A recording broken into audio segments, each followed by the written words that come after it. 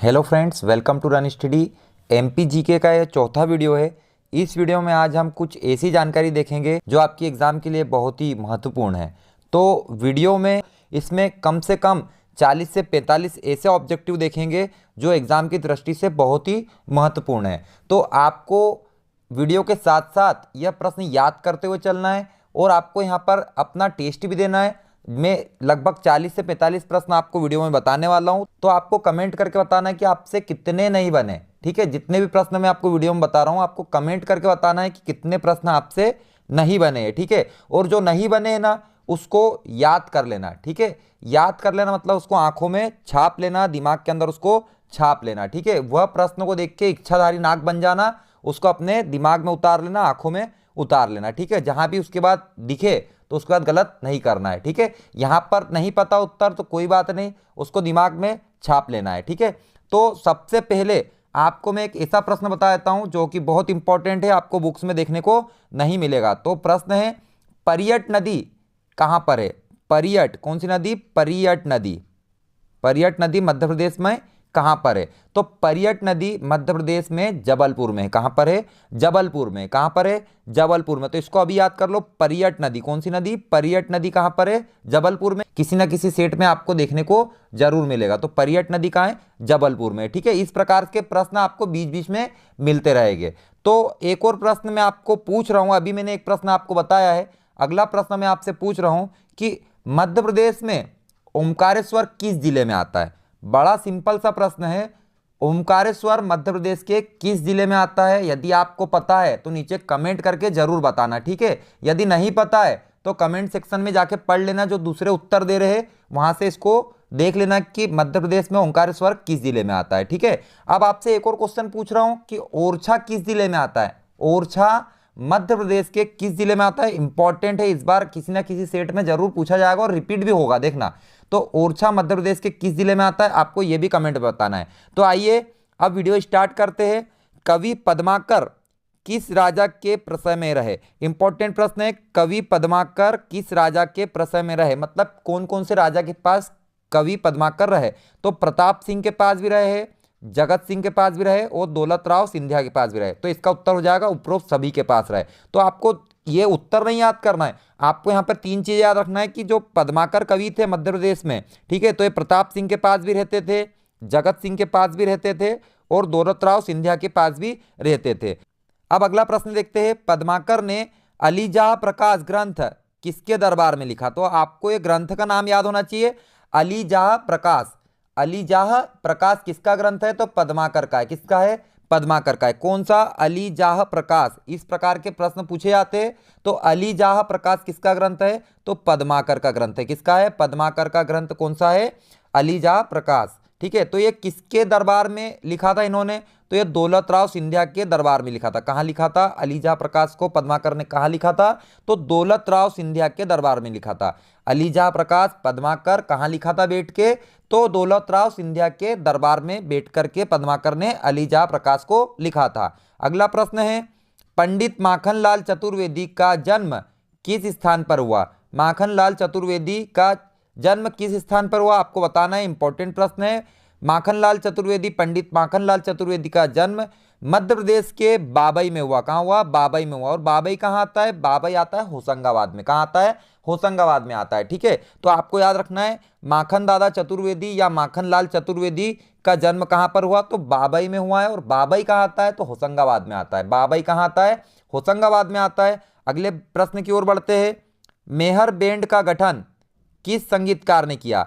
देखिए ये प्रश्न कई बार एग्जाम में रिपीट हो चुका है, आप सभी को इसका उत्तर पता होगा, जिसको नहीं पता वो याद कर लेना, और जिसको पता है उसके लिए बहुत अच्छी बात है।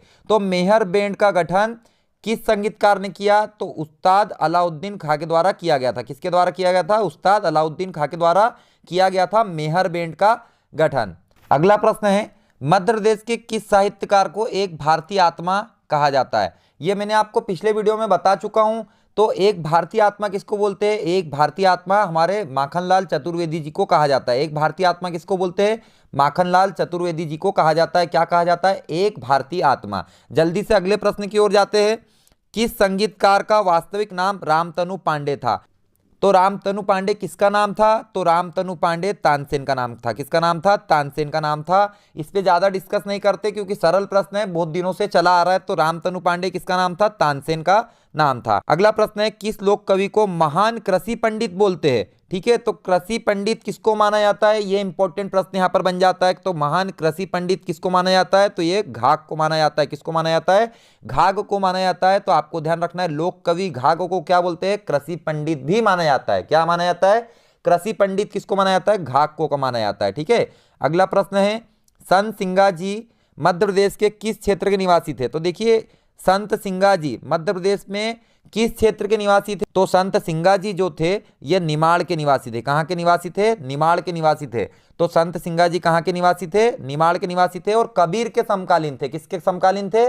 कबीरदास के समकालीन थे। और इनको निमाड़ का कबीर भी कहा जाता है। इनको क्या कहा जाता है? निमाड़ का कबीर भी कहा जाता है संत सिंगा जी को। तो संत सिंगा जी किसके समकालीन थे? कबीर के समकालीन थे। और कहाँ के संत थे? किस क्षेत्र के संत थे? तो ये निमाड़ के संत थे। अगला प्रश्न है, मध्य प्रदेश के किस कवि को भारत का शेक्सपियर कहा जाता है? बड़ा सिंपल सा प्रश्न है, मध्य प्रदेश का ऐसा कौन सा कवि है जिसको भारत का शेक्सपियर बोलते हैं? तो इनका नाम है कालिदास। क्या नाम है इनका? कालिदास नाम। अगला प्रश्न है, जल बिहारी का मेला, कौन सा मेला? जल बिहारी का मेला मध्य प्रदेश में कहाँ लगता है? तो जल बिहारी का मेला एग्जाम में पूछा जाता है। तो जल बिहारी का मेला मध्य प्रदेश के छतरपुर में लगता है। कहाँ लगता है? मध्य प्रदेश के छतरपुर में लगता है जल बिहारी का मेला। याद रख लेना, जल बिहारी का मेला कहाँ लगता है? मध्य प्रदेश के छतरपुर में लगता है जल बिहारी का मेला। अगला प्रश्न है, भवानी प्रसाद मिश्र को विशेष ख्याति इनकी किस रचना से मिली? तो भवानी प्रसाद मिश्र का जो कौन सी रचना थी जिससे उनको बहुत ज़्यादा ही विशेष ख्याति प्राप्त हुई, बहुत ज़्यादा वो पॉपुलर हो गए? तो भवानी प्रसाद मिश्र को विशेष ख्याति कौन सी रचना से मिली? तो इसका नाम है गीत फरोश। कौन सी रचना से मिली है? गीत फरोश। तो गीत फरोश उनकी बहुत ज़्यादा फेमस हो गई थी, जिसके कारण उनको लोग पहचानने लगे थे, पॉपुलर हो गए थे। ठीक है, तो विशेष ख्याति किससे मिली है भवानी प्रसाद मिश्र जी को? तो भवानी प्रसाद मिश्र जी को विशेष ख्याति मिली है गीत फरोश से। किससे मिली है? गीत फरोश से। तो आपको ध्यान रखना है, भवानी प्रसाद मिश्र जी की एक और रचना पूछी जाती है, उसका नाम है बुनी हुई रस्सी। क्या नाम है?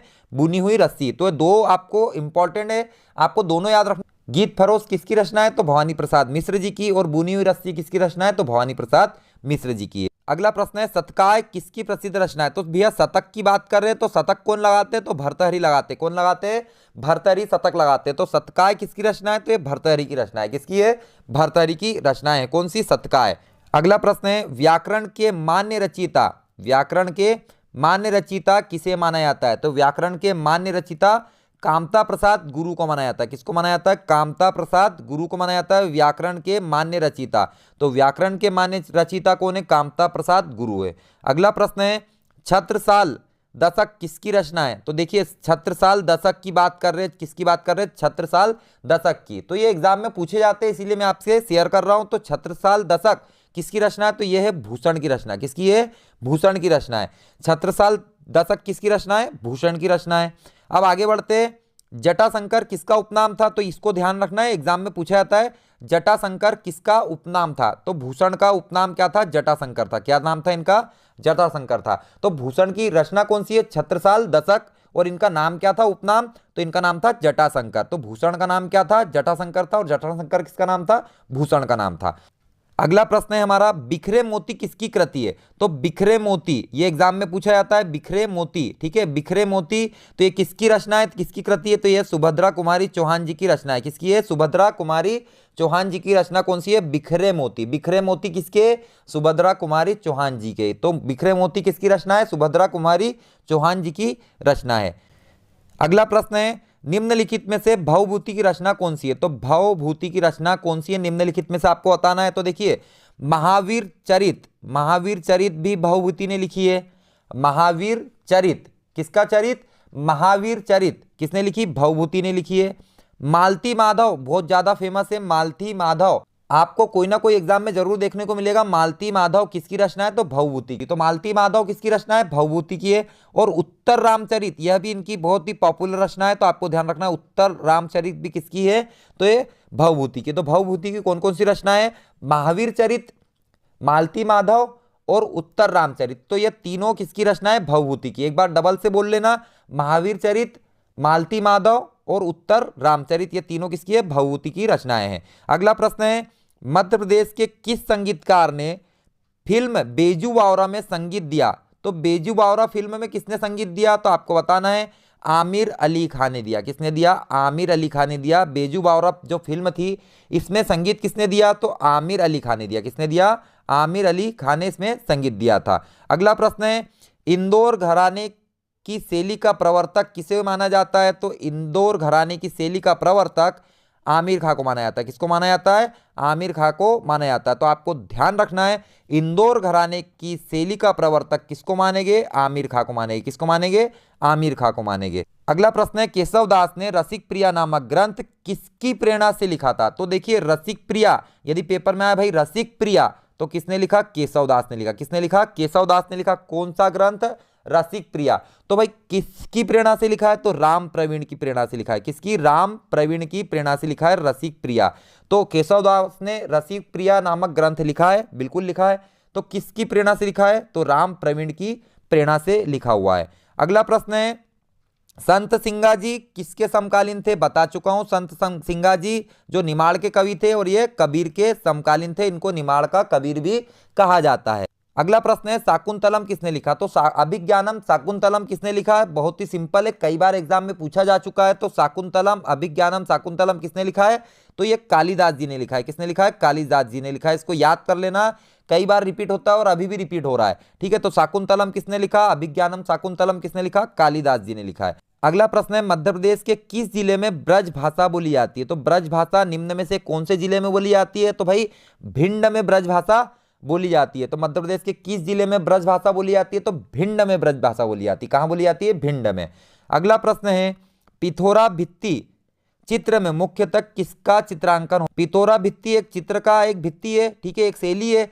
तो इस शैली में किसका चित्र बनाते हैं, किसका चित्रांकन होता है? तो पिथौरा भित्ति चित्र में घोड़ों का चित्रांकन होता है। किसका होता है? घोड़ों का चित्रांकन होता है। इसको ध्यान रखना, पिथौरा भित्ति में किसका चित्रांकन होता है? तो घोड़ों का चित्रांकन होता है। अगला प्रश्न है, मध्य प्रदेश के बघेलखंडी भाषा किस जिले में नहीं बोली जाती? तो देखिए बघेलखंडी भाषा बघेलखंड में बोली जाएगी। तो भाई रीवा बघेलखंड में आ रहा, सतना बघेलखंड में आ रहा, उमरिया बघेलखंड में आ रहा, और बालाघाट बघेलखंड में आता है क्या? नहीं आता है। ये कौन से संभाग में आता है? बालाघाट जबलपुर संभाग में आता है। ठीक है, तो यह महाकौशल क्षेत्र का एरिया है। तो यहाँ पे बघेलखंडी क्यों बोलेंगे? तो बालाघाट में बघेलखंडी नहीं बोला जाती है। आपको ध्यान रखना है, रीवा सतना उमरिया में बघेलखंडी बोली जाती है। अगला प्रश्न है, गुलाबी उर्दू का ख्याति नाम रचनाकार कौन है? तो गुलाबी उर्दू का ख्याति नाम रचनाकार कौन है? तो आपको ध्यान रखना है, गुलाबी उर्दू यदि कहीं भी दिखे दुनिया में तो आपको बताना है मुल्ला रमूजी। क्या बताना है? गुलाबी उर्दू की जगह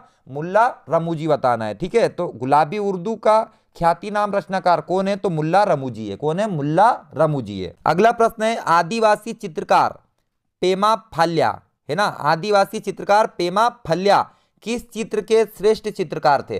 तो भाई पेमा फाल्या कौन सा चित्र बनाते थे? तो आपको ध्यान रखना है पिथौरा चित्रकला। कौन सा? पिथौरा चित्रकला। तो पेमा फाल्या ये कौन से चित्र से संबंधित थे? तो पिथौरा चित्रकला से संबंधित थे। अगला प्रश्न है, मध्य प्रदेश साहित्य परिषद की स्थापना कब हुई? ये मैं आपको कई बार बता चुका हूं, कम से कम ये प्रश्न मैं आपको 5वीं बार बता रहा हूं। तो मध्य प्रदेश में साहित्य परिषद की स्थापना 1954 में हुई थी। कब हुई थी? 1954 में हुई थी, और लगभग आपको अब ये याद हो गया होगा। अगला प्रश्न है, निम्न में से कौन संविधान निर्मात्री परिषद का सदस्य रहा? इंपॉर्टेंट प्रश्न हो जाता है कि संविधान निर्मात्री जो परिषद थी उसका सदस्य मध्य प्रदेश से कौन रहा था? तो बालकृष्ण शर्मा नवीन। कौन था? बालकृष्ण शर्मा नवीन। क्या थे? तो संविधान की जो निर्मात्री परिषद थी, ठीक है, संविधान बनाने वाली जो परिषद थी, तो उसका सदस्य कौन था? बालकृष्ण शर्मा नवीन।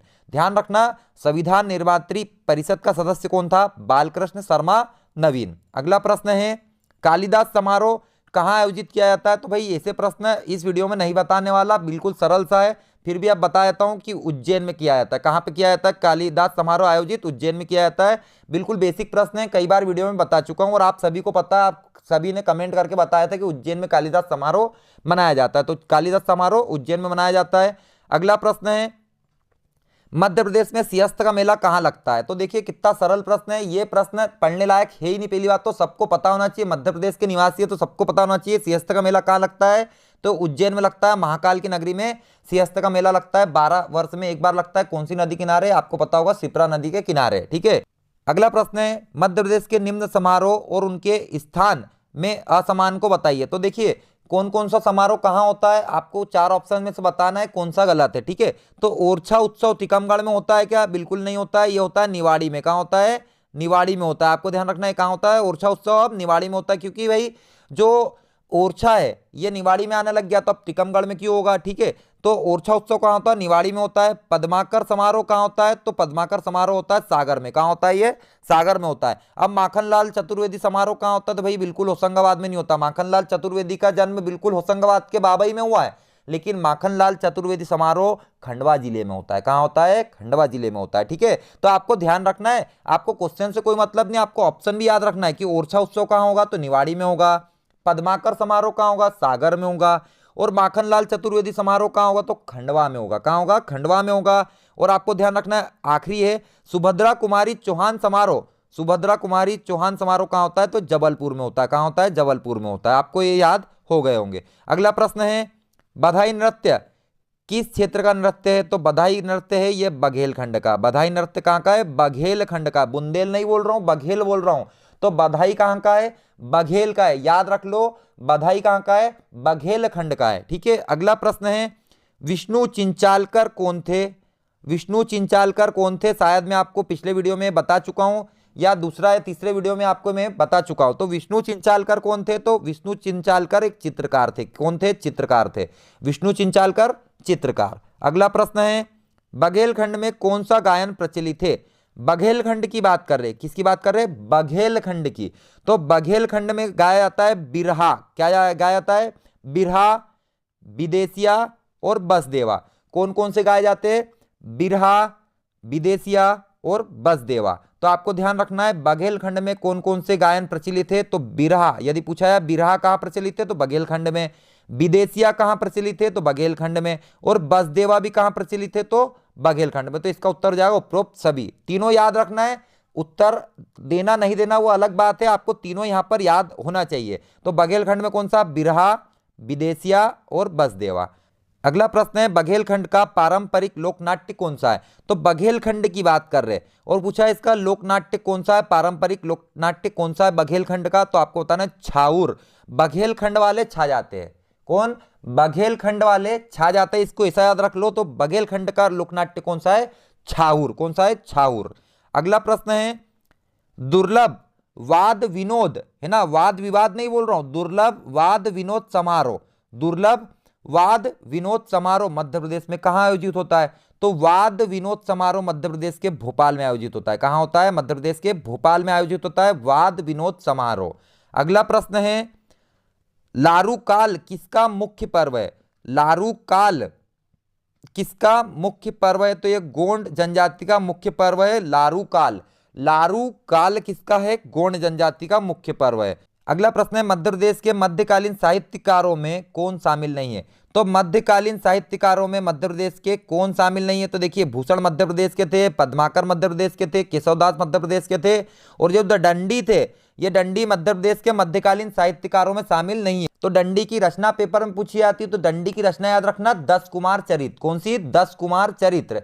तो 10 कुमार चरित्र किसकी है? दंडी की रचना है। और दंडी कहाँ रहते थे? तो दंडी रहते थे पल्लव राजा नरसिंह वर्मन द्वितीय के पास। किसके पास रहते थे? पल्लव राजा नरसिंह वर्मन द्वितीय के पास रहते थे दंडी। और इनकी रचना कौन सी है? 10 कुमार चरित्र। अगला प्रश्न है मध्य प्रदेश के बुंदेलखंड में प्रचलित ढोला मारू की कथा मूलतः कहां का लोकनाट्य? तो आपको ध्यान रखना है ढोला मारू कहां पे प्रचलित है? बुंदेलखंड में। कहां पे प्रचलित है? बुंदेलखंड में। क्या प्रचलित है? ढोला मारू की कथा। तो यह कहां का लोकनाट्य? तो यह राजस्थान का लोकनाट्य। कहां का है? राजस्थान का लोकनाट्य। तो आज के वीडियो में इतने ही प्रश्न। यदि आपको वीडियो अच्छा लगा तो वीडियो को लाइक करें, चैनल पर पहली बार आए, इस प्रकार के वीडियो आगे भी देखना चाहते हैं तो चैनल को सब्सक्राइब करें। आप सभी का वीडियो देखने के लिए धन्यवाद। जय हिंद।